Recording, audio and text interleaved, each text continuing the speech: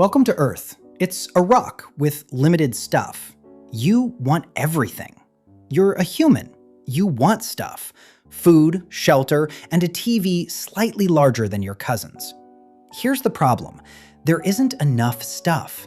Not enough houses, not enough land, and definitely not enough giant TVs.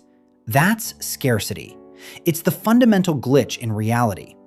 If there were infinite pizza, economics wouldn't exist.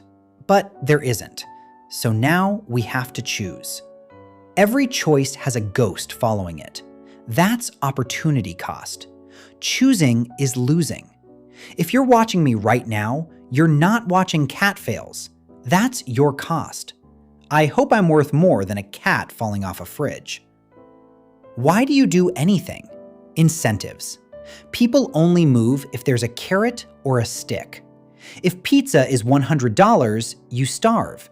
If it's $1, you eat 7. Incentives are the invisible wires pulling the human puppets. A market is just a place where buyers and sellers lie to each other until they agree on a price. Demand is how much you want it, supply is how much they've got. Where those lines crash, that's equilibrium. It's the magical number where everyone who wants to buy finds someone who wants to sell. No one planned it. It's the invisible hand. It's not magic, it's just math and desire working together in silence. You can't trade a goat for a Wi-Fi password. It's awkward. So we use money. Money is just economic lube.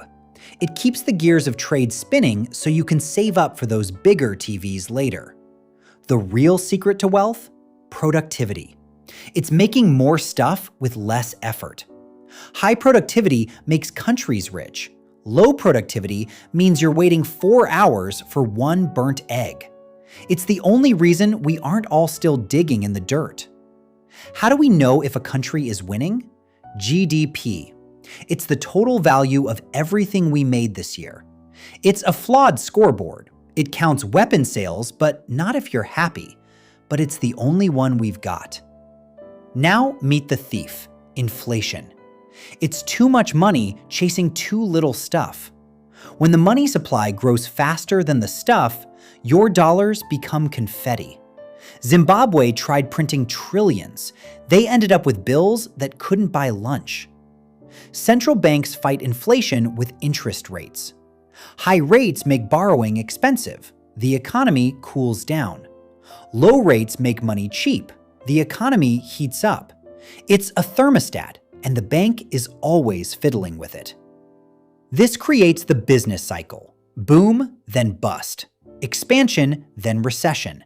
It's natural, it's painful, and it's why your savings look like a heart monitor. Monetary policy is when the central bank plays God with the money supply. They buy bonds and print digits to keep the engine from exploding.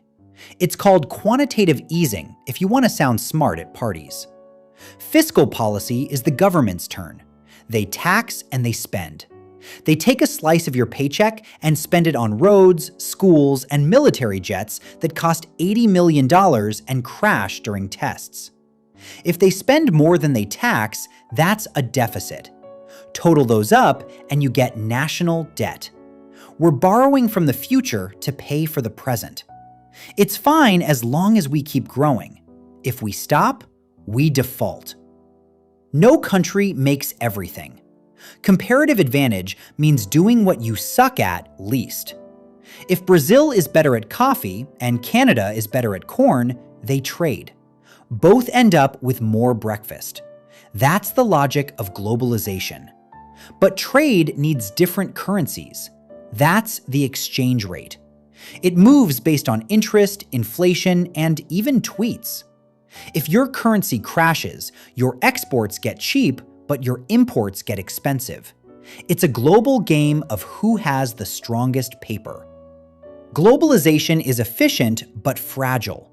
One boat gets stuck in the Suez Canal, and 12% of global trade stops. Our supply chains have the structural integrity of a house of cards. Here's the catch. Humans are chaos merchants. Traditional econ assumes we are rational. We aren't. We panic buy toilet paper. We hate losing $20, and we watch terrible sequels just because we already paid for the ticket. We try to organize this chaos with systems. Capitalism is great for innovation, terrible for inequality. Socialism is great for equality, terrible for motivation. Most countries are just mixed economies, a messy, oily blend of both. Ultimately, economics is just 3 questions. What do we make? How? And who gets it? No one has the perfect answer. We're all just guessing while the invisible hand pushes us around. That's economics. All of it. Scarcity is real. Choices have costs, and money makes it easier to lie to ourselves. If you learned something, give us a thumbs up. That's the only incentive I need. Well, that's economics. All of it. Well, almost all of it. Explained fast. Okay, this was really hard and took ages to make. But if you got something out of this video and would like a part 2, vote with a thumbs up.